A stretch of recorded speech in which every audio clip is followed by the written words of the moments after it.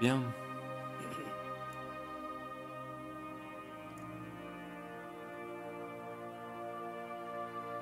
Comme vous le savez sûrement déjà tous,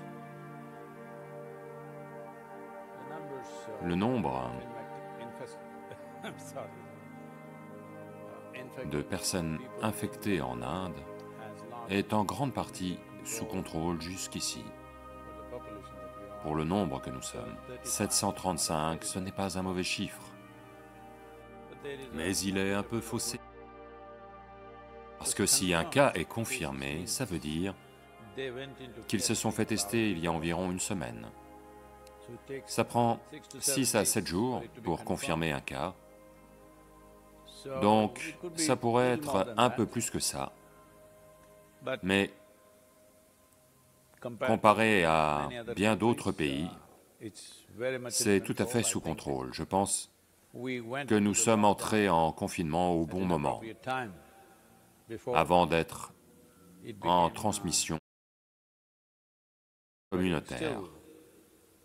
Où que se trouvent ces cas confirmés, nous sommes encore capables de retracer d'où ils viennent.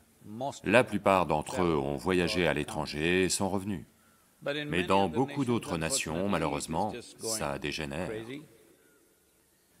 Même le Premier ministre du Royaume-Uni est un cas confirmé de corona maintenant.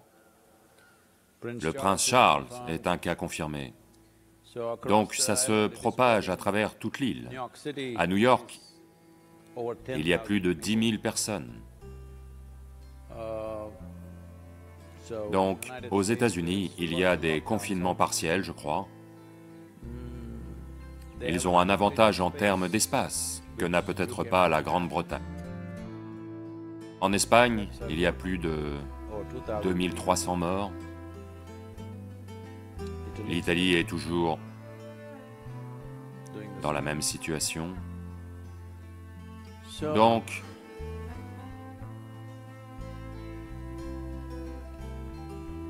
c'est compliqué. Mais nous savons aussi que tout un tas de gens s'en remettent. Mais le problème, ça va être que dans une société ou dans une nation donnée, si trop de gens sont infectés, aucune nation ne sera capable de fournir l'assistance médicale dont ils auraient besoin.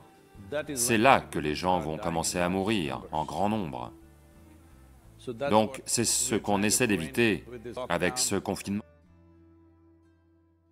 Et il y a des stratégies en Inde où, même s'ils l'assouplissent à l'intérieur de l'État, entre États, le confinement va durer plus longtemps, probablement, parce qu'ils veulent casser la chaîne des infections. Si un certain nombre de gens sont infectés dans une ville, après ça, il est très difficile d'éviter que ça ne touche d'autres personnes. Il y a des cas tragiques où hier, une infirmière d'Atlanta, une femme de 42 ans, je crois, elle avait travaillé à l'hôpital, elle rentre chez elle et meurt. Un enfant de 4 ans était à ses côtés, personne d'autre dans la maison, et elle est juste morte du corona. Donc ce genre d'histoires tragiques ont lieu. Donc je veux que tout le monde, chacun d'entre vous, quelle que soit la façon dont vous pouvez faire passer le mot, veillez à ce que tout le monde maintienne une distance physique. Vous ne devriez pas être la cause du problème. Vous devez au moins veiller à cela. Eh bien, ceux d'entre vous qui sont toujours un peu paresseux, si vous vous êtes toujours plaint d'aller au travail, ceux d'entre vous qui sont du genre « Dieu merci, c'est vendredi », c'est le moment pour vous. Profitez au moins de ces 3 semaines ou 4 semaines ou quel que soit le temps que ça dure. Les mesures économiques sont déployées à la fois aux États-Unis et en Inde à grande échelle, Tout est fait en accéléré. C'est presque comme si pendant 3 mois on n'avait pas vécu. C'est comme ça que ça va être. Et qu'ensuite on était revenu. C'est comme l'expérience de Gulliver, mais pour seulement 3 mois. Donc, le plus important, c'est que les gens ne commencent pas à avoir peur et à faire des choses stupides. Que les gens ne commencent pas à avoir peur et à courir dans les rues. Il est très important que vous mainteniez tous votre équilibre physique et mental. C'est un très bon moment pour nous occuper de nous-mêmes. Quand je regarde en arrière, ces 3 dernières décennies, ou presque 4 décennies, jamais, ou de toute ma vie, je n'ai jamais eu 3 semaines durant lesquelles je peux faire quelque chose avec moi-même. Ça n'est jamais arrivé. Donc me voici. Donc je veux que vous aussi fassiez usage de ceci du mieux possible. 3 semaines, c'est beaucoup de temps. Si l'on fait suffisamment d'efforts pendant 3 semaines, on peut en ressortir physiquement plus fort et plus en forme, mentalement plus stable, et avec plus de potentiel. Énergétiquement et spirituellement, on peut faire beaucoup de choses en 3 semaines de travail à plein temps. Beaucoup d'entre vous ont participé à des programmes, et vous avez vu que dans un programme de 2 jours ou 4 jours, la vie s'est énormément transformée. 3 jours de Baba Spandana, la vie est toute retournée. Donc c'est le moment de vous occuper de vous-même, pour vraiment devenir une vie qui va prendre son envol. Oui. Ne nous plaignons pas de tout ce qui croise notre route. Le virus fait son travail. Nous devons faire le nôtre. C'est important. On ne fait pas le travail du virus, on fait le nôtre. Si vous faites passer le virus de vous-même à quelqu'un d'autre ou de quelqu'un d'autre à vous, et de vous à quelqu'un, vous faites le travail du virus. Vous êtes du côté du virus. Si vous ne coopérez pas avec le virus, ça veut dire que vous faites ce que vous voulez faire. C'est le moment. Ce sont des vacances qui nous sont données. Oui, ça va nous faire régresser économiquement à différents niveaux. Les individus, les familles, les communautés, les nations, toute l'économie mondiale va probablement régresser un peu. C'est ok. Ça va en effet faire mal. Ça va tous nous faire mal, ça va nous faire mal à nous en tant qu'institution. Mais ce n'est pas grave. Peut-être que nous allons vivre comme on vivait il y a 5 ou 10 ans. Cette époque n'avait rien de mal, c'était bien. On sera simplement comme ça. Donc, la chose la plus importante est que nous sommes en vie et que nous avons des vacances. Faisons-en bon usage. Mais les gens se plaignent, les gens... Après seulement 3 jours, la maison devient oppressante pour beaucoup de gens. Tout ce temps, ils se plaignent. « Où est mon mari? Je ne le vois qu'une fois par semaine. Où est ma femme? Elle va au travail, je ne peux pas la voir. Tu me manques, je te manque. Maintenant,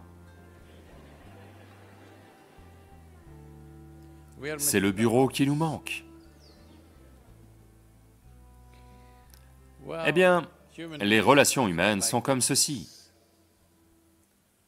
Quand vous êtes ensemble, c'est un problème, quand vous êtes séparés, c'est un problème. Quand ils sont absents, il n'y a qu'un seul problème, c'est qu'ils vous manquent. Quand vous êtes ensemble, il y a des tas de problèmes.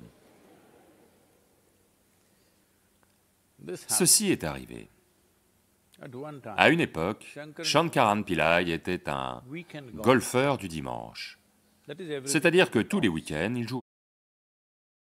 Donc, un samedi matin, il est en train de mettre ses chaussures, la femme arrive, et elle est en mode émotionnel. Elle lui dit, « Tous les week-ends, tu pars faire du golf, tu ne m'aimes pas, tu aimes le golf plus que moi. » Shankaran Pillai serre ses lacets et puis il lui dit, « Vois-tu, Lakshmi, C'est vrai, j'aime le golf plus que toi, mais je te le dis, je t'aime plus que le cricket, le tennis et le football réunis.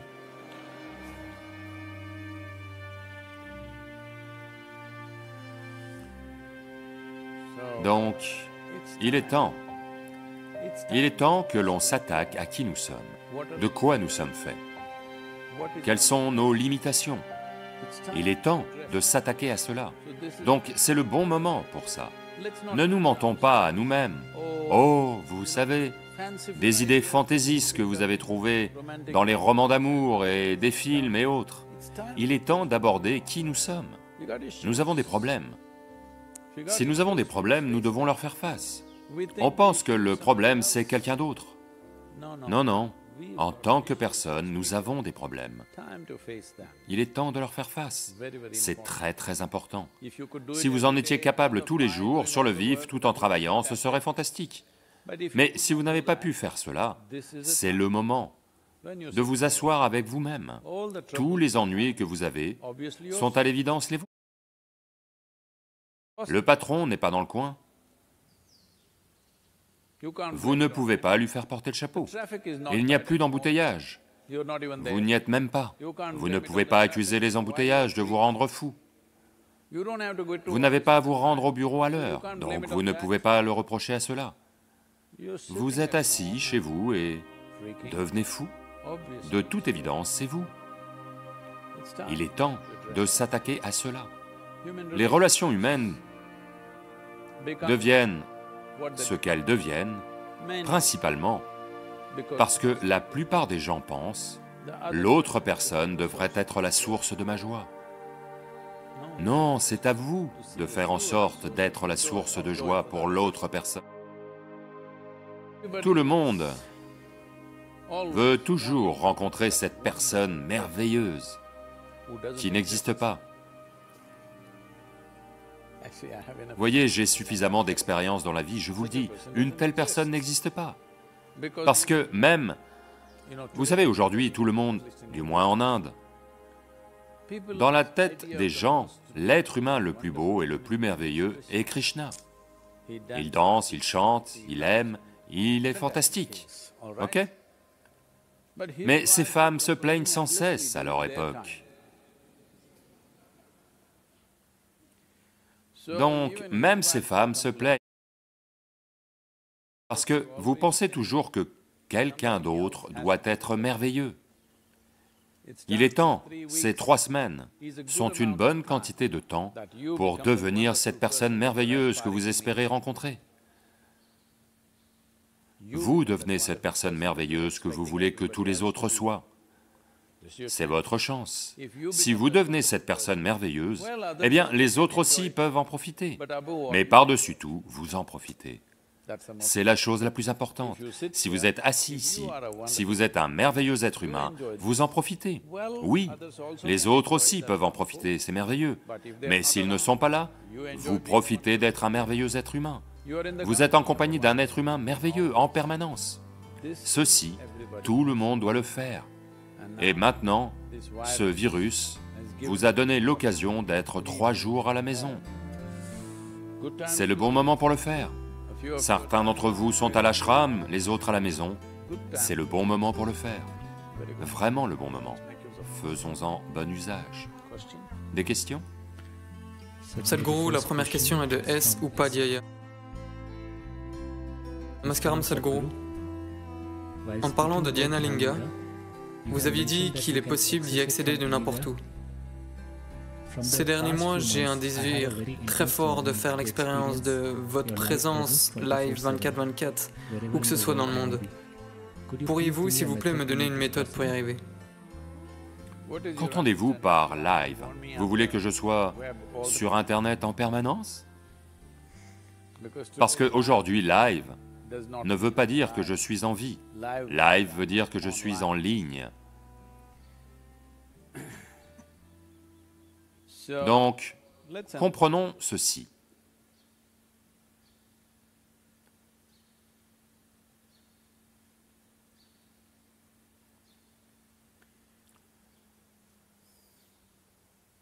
Ce que vous pensez être en ce moment, c'est « ceci est moi ». Eh bien, on vous a suffisamment parlé de ça, fait suffisamment de processus avec vous pour vous montrer que ce que vous pensez être votre corps est une accumulation. Donc, il est à vous. Il ne peut pas être vous. L'autre chose, c'est tout le bazar qui a lieu dans votre tête. Vous pensez, c'est moi, le contenu du mental. Eh bien, cela aussi est une accumulation qui est aussi à vous, parce que personne d'autre ne la veut. Donc, c'est à vous, mais ce n'est pas vous. Donc, ce que vous ne connaissez pas, vous savez que vous existez, mais vous ne savez pas quelle est la nature de votre existence. Donc, toute l'idée du processus spirituel et les outils qui sont mis en place pour faire apparaître cela ou amener cette expérience dans la vie des gens, tous les outils, que ce soit Dhyanalinga ou Yogeshvara ou moi-même, ceci est un outil, ce n'est pas une personne. Ce sont des outils dans le sens où quelque chose au-delà du physique a lieu autour d'eux, en permanence. Le physique, la base du physique, est une frontière définie. Sans frontière définie, il n'y a pas de nature physique. Donc, une fois que quelque chose au-delà du physique a lieu, les frontières n'existent pas. Il n'y a pas de ici et là. Le physique ne peut être qu'ici ou là. Ce qui n'est pas physique n'est ni ici ni là, ou c'est à la fois ici et là. Eh bien, cela peut vous sembler un peu hors de portée, mais en général, pour la plupart des êtres humains, je dirais plus de 90% des êtres humains, ils ne peuvent prêter attention à quelque chose de façon absolue que s'ils sont émotionnellement impliqués avec elle. Très peu d'êtres humains ont un mental qui peut leur donner une implication absolue sans aucune implication émotionnelle. Cela nécessite beaucoup de travail, d'avoir un mental avec lequel vous pouvez rester concentré sur quelque chose de façon absolue, sans être émotionnellement impliqué avec elle. Mais je dirais que 90% des gens ont besoin d'un soutien émotionnel pour prêter attention à quelque chose de façon absolue. C'est la raison pour laquelle vous ne prêtez attention qu'aux gens que vous pensez être dans la sphère de votre amour. Ceux qui n'y sont pas, vous les ignorez. Vous ne pouvez pas leur prêter attention. Donc, de ce fait, le processus spirituel incorpore toujours un aspect très simple pour apporter de la concentration. On parle de dévotion, d'émotion, tout ça. Est-ce vraiment nécessaire? Non. Si vous pouviez simplement être de façon absolue, vous n'avez besoin d'aucune émotion. Vous n'avez besoin d'aucune dévotion. Juste en étant assis ici, sec comme un bâton, vous pouvez tout de même raisonner avec les énergies de cet univers.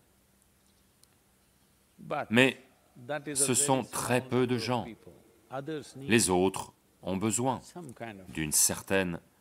Quelque chose doit accrocher leur cœur, autrement ils ne vont pas regarder dans cette direction. Ils vont regarder quelques secondes et puis ils seront ici, là, partout.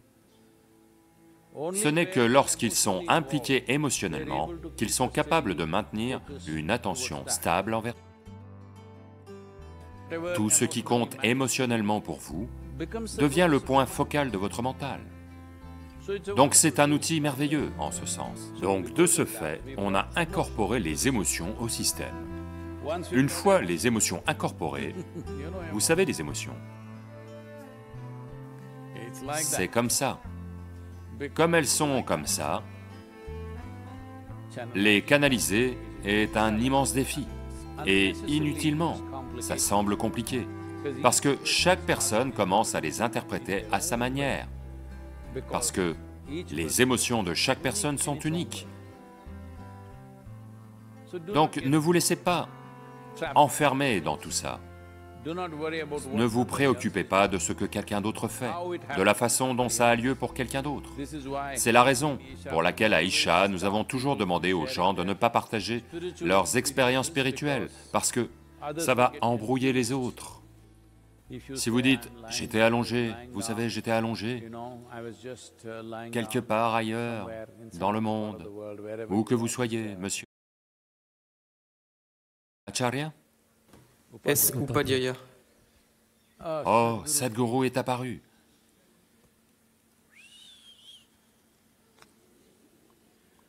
Tout un tas d'ennuis pour moi.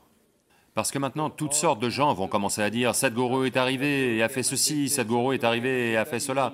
En général, ça commence par de bonnes choses. Et puis, au bout d'un certain temps, toutes les bêtises qu'ils font, « Sadhguru ». En ce moment, ça arrive à Dieu. Heureusement, il n'est pas là. Donc ça va, vous pouvez l'accuser de tout, mais vous n'avez pas accès à lui. Donc, ce que je dis, c'est qu'au moins, vous ne pouvez pas le punir. Donc ça va, pour tout. Toutes les bêtises qui ont lieu, je pense que c'est la volonté de Dieu. C'est pour ça que je fais toutes ces idioties. Maintenant, si ces choses se concentrent sur une personne vivante comme moi, bien trop d'ennuis. Alors, pouvons-nous rendre la présence accessible où que vous soyez? Bien sûr, autrement à quoi bon? Autrement, on ne ferait que parler de spiritualité. Parler de spiritualité peut être une inspiration, au mieux, un divertissement, au pire. C'est tout ce que ça peut être. En parler, en parler, en parler. L'inspiration est nécessaire au départ. Mais si vous avez besoin d'inspiration toute votre vie, vous êtes un cas désespéré. L'inspiration est comme l'allumage, elle fait démarrer le moteur. Une fois que le moteur a démarré, si vous continuez à actionner l'allumage, ça fait des bruits. C'est la même chose avec les gens. Une fois qu'ils sont suffisamment inspirés, il n'y a pas besoin de continuer à les inspirer, ils vont devenir fanatiques. Si vous n'arrêtez pas d'inspirer les gens, ils vont devenir des fous, qui vont faire les choses les plus illogiques et les plus terribles dans le monde. Trop d'inspiration. L'inspiration est comme l'allumage. Pour faire démarrer quelqu'un, une petite poussée. Après ça, c'est terminé. Après ça, ils doivent avoir des processus et des méthodes avec lesquels ils peuvent avoir accès. Plus que tout, d'une façon ou d'une autre, quelle qu'elle soit, de l'implication. Donc on parle d'une forme consacrée comme Dhyanalinga, ou moi-même, ou vous-même. Quand on vous a initié, j'ai parlé de cela, mais la plupart du temps on évite d'en parler. On appelle encore Shambhavi une initiation. Ce n'est pas vraiment une initiation, parce que rien n'est donné, c'est une sorte de consécration. Tout ce que vous avez à faire, c'est votre pratique. Ce n'est pas comme Shakti Chalana Kriya ou la méditation Shunya, où il y a un processus spécifique. Là, tout ce que vous faites, c'est comme balayer le temple. Tous les jours, les gens balaient le temple de Dhyanalinga. Ils ne rechargent pas Dhyanalinga ou autre. Il n'y a pas de rituel, il n'y a pas de processus. Juste balayer le temple, le garder propre. C'est tout ce que vous faites avec Shambhavi. Vous ne faites rien pour vous booster. Vous ne faites que le garder propre parce que c'est consacré. Si vous ne le gardez pas propre, imaginez, si vous ne lavez pas vos vitres, soudain, même le soleil semble ne pas être assez brillant. Même le soleil n'est pas assez brillant, parce que vos vitres ne sont pas propres, ou vous avez la cataracte. Soudain, même le soleil n'est pas assez brillant. Cela peut facilement se produire. Donc tout ce que vous devez faire, c'est le garder propre. Sadhguru, je fais ma pratique une fois par mois, pardon, une fois par jour. Je suis juste méchant. Juste comme ça, vous savez, c'est les vacances.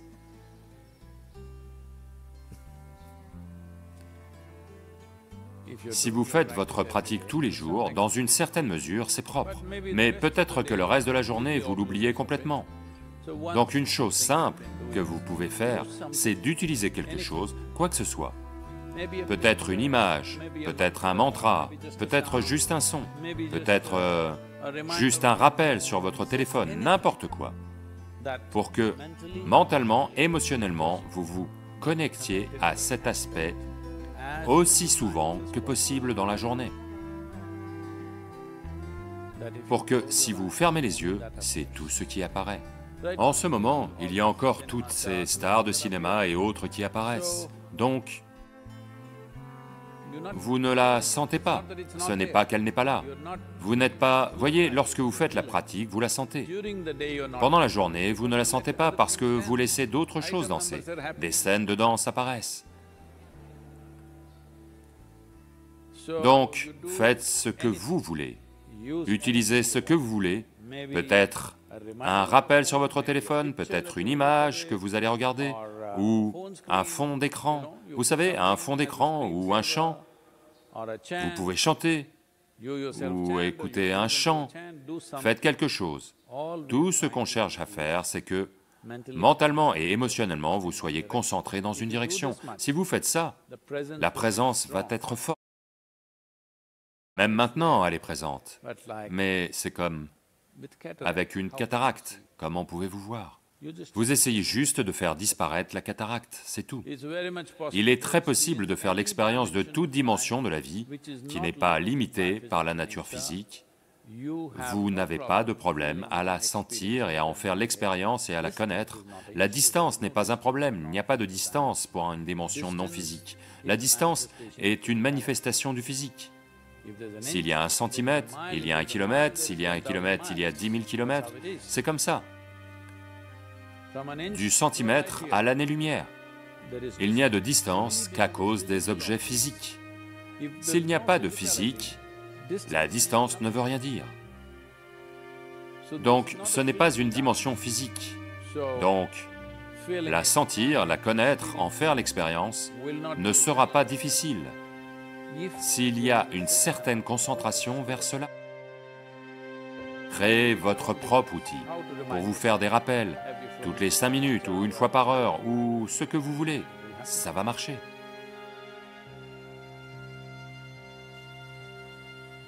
Sadhguru, la question suivante est de Sonia. Namaskaram Sadhguruji. Je suis de Berlin. Avec plus de silence à l'extérieur, les bruits intérieurs deviennent très bruyants. Pourriez-vous m'éclairer sur les vibrations intérieures et le son intérieur? Oh, de Berlin. Habituellement, les gens ne m'appellent pas Guruji, parce que Guruji est honorifique. Je suis très embarrassé par de telles choses. Sadhguru est une description. C'est comme dire orthopédiste, ou ophtalmologiste, ou gynécologue, ou neurologue, c'est exactement pareil. Sadhguru est juste une description. La description ne me dérange pas parce que ça veut dire gourou sans éducation.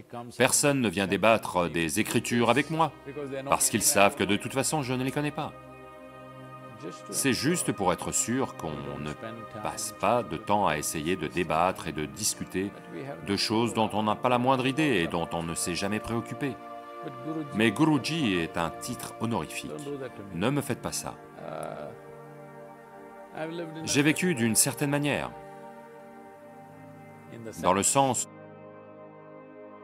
où j'ai vécu de telle façon que les gens autour de moi sont toujours dans le doute.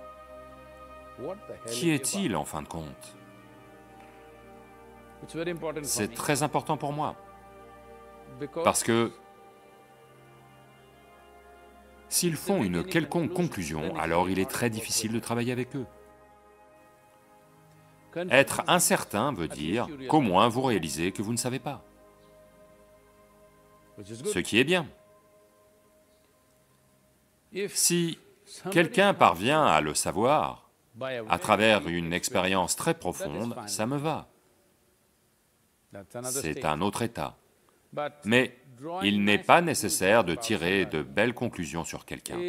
Il n'est pas nécessaire de tirer de mauvaises conclusions sur quelqu'un.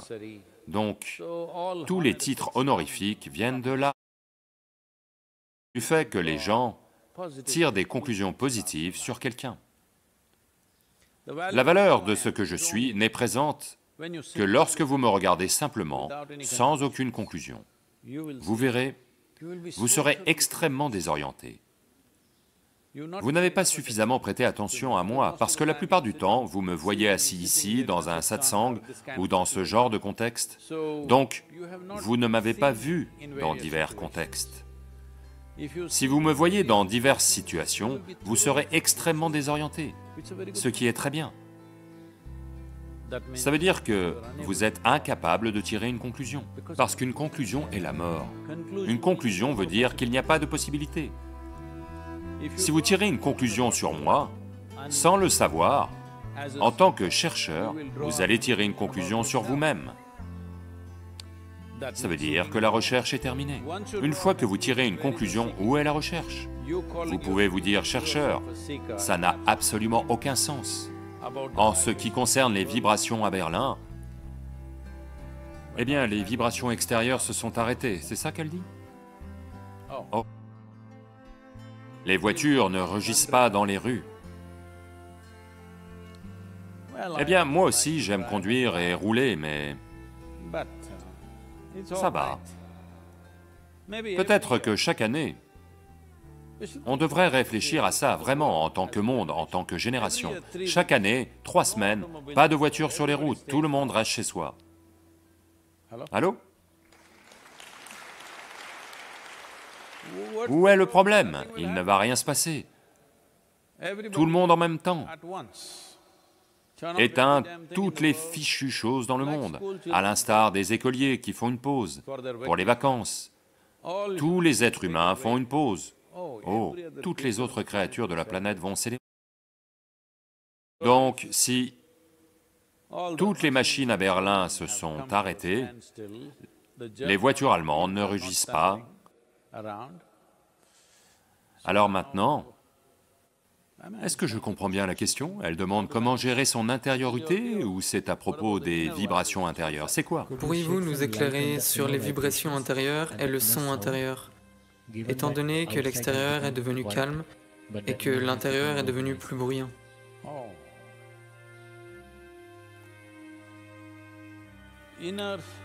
L'intérieur n'est pas devenu bruyant, il n'a jamais été bruyant. Il n'y a pas de bruit dans cette région. C'est juste que, comme vous n'êtes pas occupé, vous devenez préoccupé. La plupart des gens pensent habituellement qu'ils sont occupés, mais si vous regardez leur vie, 60% du temps, ils sont juste préoccupés. C'est comme ruminer l'herbe, vous savez? Ce qui s'est passé hier, vous le ruminez encore. Cette capacité n'est pas présente dans votre corps. Les vaches, les chèvres, les moutons, ils sont tous capables de manger aujourd'hui, et quelques heures plus tard, ils sont capables de le faire revenir et de mâcher l'herbe. Cette capacité ne vous a pas été donnée dans votre corps, donc vous l'avez créée dans votre mental. C'est un problème évolutif. Vous ne voulez pas arrêter d'être à 4 pattes. Vous voulez ruminer l'herbe du jour précédent. Dans le mysticisme d'Inde du Sud et en yoga, on observe les gens et s'ils ne font que profiter ou souffrir de ce qui a eu lieu dans le passé, du fait de leur activité passée, maintenant ils profitent de quelque chose, mais maintenant ils font tout à fait autre chose, sans comprendre qu'ils ne font que profiter de bienfaits passés et que ça pourrait s'arrêter à tout instant. On dit, Ayo Pasaya Sadam. Pasaya Sadam veut dire vieux riz, c'est-à-dire que c'est de la vieille nourriture. On profite de la nourriture d'hier, ce qu'on a mangé hier en ce moment en termes d'énergie et de force, ça fonctionne encore dans notre corps. De même, ce qu'on a fait hier, ou il y a 10 ans, ou il y a une vie, peut-être qu'on en bénéficie encore. Mais si vous ne faites pas quelque chose en ce moment pour faire avancer cela, ça va s'épuiser. La vieille nourriture va pourrir au bout d'un certain temps. Ce qui était merveilleux va devenir horrible au bout d'un certain temps. Tout un tas de gens qui, soi-disant, réussissent dans le monde passent par là, à différents stades de leur vie. Ils vont profiter des résultats et des karmas du passé. Et ils pensent que tout va super bien, et maintenant ils vivent sans scrupules. Un jour, soudain, ça les frappe, pas nécessairement de l'extérieur, la plupart du temps ça vient de l'intérieur. Leur propre structure psychologique, leur propre corps font une telle chute qu'ils n'arrivent pas à croire que ça leur arrive. C'est parce que vous vivez de vieille nourriture. Il est important que vous cuisiniez de la nourriture fraîche tous les jours, c'est très important. C'est la raison pour laquelle le karma actuel est très important. Je veux que vous compreniez qu'il n'y a pas de bruit dans votre intériorité, il n'y a pas de vibration dans votre intériorité, il n'y a pas de son dans votre intériorité. C'est uniquement dans votre tête. C'est parce que vous ruminez de la vieille. Maintenant, si vous êtes occupé par des activités, vous allez oublier certaines des choses qui ont lieu dans votre tête aujourd'hui. Mais une fois vos mains inoccupées, alors vous verrez, ça va continuer. Donc que dois-je faire? Eh bien, on vous a appris bien des méthodes, n'essayez pas de l'arrêter parce que vous ne pouvez pas l'arrêter. La seule méthode, c'est de vous distancer de cela. Il y a bien des méthodes pour vous distancer. Si vous faites Shambhavi ou Shunya, à coup sûr, ce sont des processus puissants. Autrement, vous pouvez faire Isha Kriya. Si vous ne connaissez aucune de ces choses pour le moment, la chose simple à faire est simplement celle-ci. Regardez-vous simplement et voyez, vous êtes une créature minuscule dans cette vaste existence. On ne sait pas où elle commence, où elle se termine, sur cette petite boule de terre qu'est la planète. Vous êtes assis ici et vous pensez que vous êtes le centre de l'univers. C'est une idée stupide. Tout part de là, du fait que vous pensez être le centre de l'univers. C'est une idée vraiment stupide. À partir de cette idée stupide, beaucoup d'idées stupides sont arrivées, qui sont considérées intelligentes socialement. Donc, regardez simplement vos pensées, dans le contexte du vaste cosmos. Maintenant, le virus menace votre vie. Dans le contexte de votre nature mortelle, les choses auxquelles vous pensez, les choses que vous croyez être importantes, elles sont toutes stupides. Si vous voyez que votre mental, que vos pensées, vos émotions sont parfaitement stupides, naturellement vous allez créer une distance. Le problème, c'est que vous pensez qu'elles sont intelligentes. Et maintenant, quand elles vous dérangent, vous voulez les éloigner un peu. Non, tout ce que vous croyez intelligent va vous coller comme une médaille. Ça ne va pas partir, ça ne va pas vous quitter. Dès l'instant où vous pensez que vous êtes intelligent, vos pensées ne peuvent pas vous quitter. Vous ne pouvez pas fermer les yeux et vous asseoir si vous êtes quelqu'un de très intelligent, sachez-le. Lorsque vous savez que vous êtes un fichu idiot, vous pouvez fermer les yeux et vous asseoir. En termes de vie, en termes d'existence, vous n'êtes vraiment rien, ok? Socialement, vous pouvez être quelque chose. Entre idiots, les idiots vont briller. Ça ne veut rien dire en tant que vie. En tant que vie, demain, ce fichu petit virus peut vous emporter. Oui, vous et moi, je vous le dis. Il peut simplement nous emporter. Donc, quelles que soient les choses incroyablement intelligentes qu'on pense, ne veulent rien dire du tout. Si vous comprenez ceci, naturellement, il va y avoir une distance entre vous et votre processus de pensée.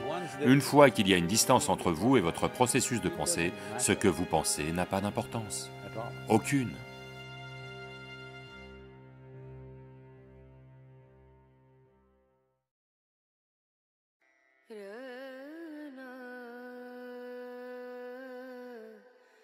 Ceci est la 84e création. La mémoire de ces 84 créations est toujours présente dans votre corps. Si vous ne nettoyez pas cela, cette mémoire va vous enchaîner. À partir de là, 84 asanas, une asana est tout ce qu'il faut, vous devez juste la maîtriser. Toutes ces pratiques, toute pratique de yoga en l'occurrence, est enracinée dans un système fondamental appelé le Bhuta Shuddhi. Ça s'appelle le Bhuta Shuddhi. Bhuta Shuddhi signifie essentiellement nettoyer les éléments de votre système. Il y a 5 éléments, mais il n'y en a que 4 qui doivent être nettoyés. Le 5e, vous connaissez les éléments? La terre, l'eau, l'air, le feu et l'espace. Et il n'y a pas de nettoyage à faire pour l'espace. Il n'y a que ces 4 dont il faut s'occuper. Votre corps est un jeu de ces 5 éléments. La terre est un jeu de ces 5 éléments. Toute la création est un jeu de ces 5 éléments. Donc le système yogique consiste essentiellement à gérer les éléments comme il faut. Si ces 4 ou 5 éléments se comportent bien dans le système, tout ira bien pour vous. 72% de votre corps sont en fait de l'eau, vous savez. 12 autres pourcents sont de la terre. 6 autres pourcents sont de l'air. 4 autres pourcents sont du feu. Le reste est l'espace. C'est comme ça que le corps est construit. Donc, pour ces éléments, il y a divers types de sadhana, pour les 4 éléments et pour le 5e également, pour influencer, pas pour le nettoyer. Donc si tu fais assez de Bhuta Shuddhi, c'est-à-dire si tu nettoies ces éléments substantiellement, alors tu atteins un état appelé Bhuta Siddhi, c'est-à-dire tu as la maîtrise de ces 5 éléments. Si l'eau en vous se comportait bien, si l'eau en vous devenait douce, vous seriez très doux, 72% au moins doux.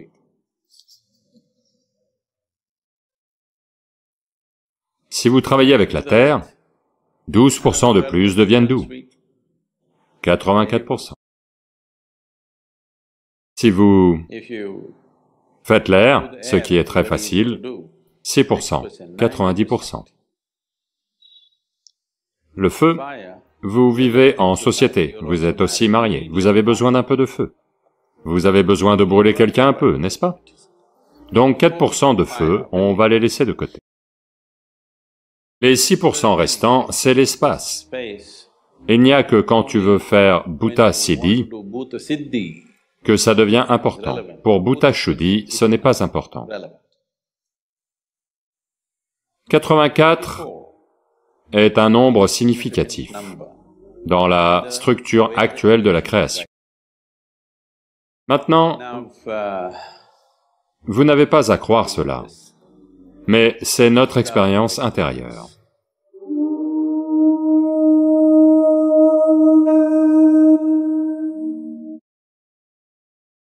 Dans notre expérience, ceci est la 84e création. 83 fois elle a eu lieu et s'est démolie. Ceci est la 84e fois. Cela va avoir lieu 112 fois. Et la dernière qui a lieu ne sera pas de nature physique. Donc c'est à partir de là que vous avez 112 chakras, et que 84 sont les plus importants, et qu'il y a 84 asanas en yoga. Les asanas de base sont au nombre de 84 parce que quand tu veux faire Bhuta Shuddhi, tu veux nettoyer les éléments. De quoi est-ce que tu les nettoies? C'est de la mémoire passée. Si vous explorez profondément ce système, vous verrez que la mémoire de toute la façon dont cette existence a eu lieu est ici même. Si ce n'était pas là, certaines choses n'auraient pas pu être dites par le passé, avant que toute cette science moderne parle de ces choses. Par exemple, avez-vous entendu parler de Paul Steinhardt? Paul Steinhardt a écrit un livre qui est devenu très connu ces 3 dernières années environ. Ce livre s'appelle « L'univers infini ». Jusqu'à récemment, la science moderne croyait que l'univers a commencé quelque part et fini quelque part. Pour la première fois, ils exposent une théorie disant qu'il est infini. Dans le système yogique, on a toujours dit que le cosmos est en perpétuelle expansion. Avez-vous vu le symbole? Le symbole du saligramme, c'est le symbole d'un cosmos en expansion perpétuelle. Donc, il a traversé tout ça et vous savez, j'ai discuté avec lui de temps à autre ces dernières années et il présentait des images générées par ordinateur de la façon dont le Big Bang a eu lieu.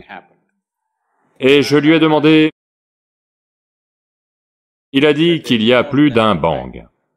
Beaucoup de choses ont été dites dans le système yogique sur pourquoi ceci est le 84e. Il y a beaucoup de symboles, ou il y a beaucoup d'aspects dans le corps qui disent clairement que la mémoire de ces 84 créations est toujours là dans votre corps. Elle est présente dans chaque atome de l'existence. Donc ce que tu essaies de nettoyer, c'est... tu veux les nettoyer de la mémoire parce que cette mémoire t'enchaîne. Cette mémoire te donne un sentiment d'appartenance. En même temps, cette mémoire te lie, elle ne te laisse pas partir. Voyez, que ça vous plaise ou pas,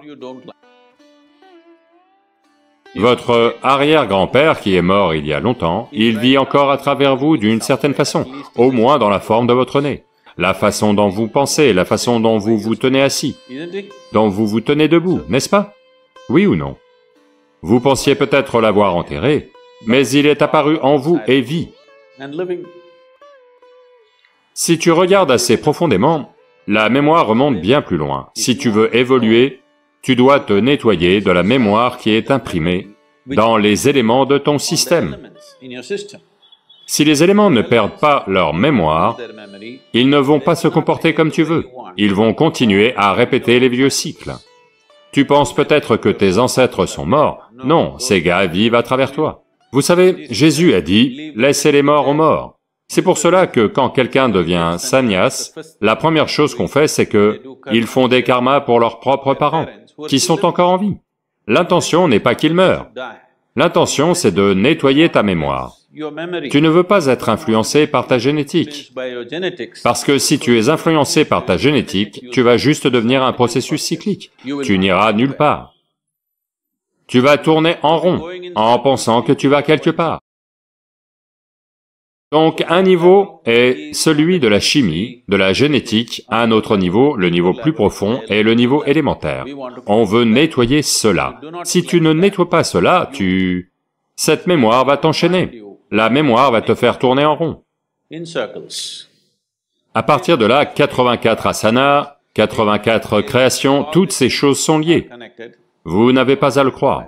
Enfin, du fait de ces 84, parmi ces 84 asanas qui sont créés, ces 84, quand on dit 84 asanas, ne les voyez pas comme juste 84 postures. Ce sont 84 systèmes pour atteindre. Un yogi ne maîtrise qu'une seule asana. Il n'en pratique pas 84 ou 600 comme le font les gens. En Amérique, ils arrivent et me disent, « Je fais 320 asanas. » Je dis, « Pourquoi? N'importe quel idiot fait des milliers d'asanas. Chaque façon de s'asseoir est déjà une asana. Une asana est tout ce qu'il faut. Tu dois juste maîtriser cela.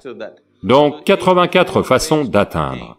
C'est ce que sont les 84 asanas. Et ces 84 sont liés aux 4 éléments, 21 chacun. Il y a beaucoup d'autres aspects, mais ça va. Sans une certaine dimension d'expérience en vous, je vais vous amener à croire des choses, ce que je ne veux pas faire.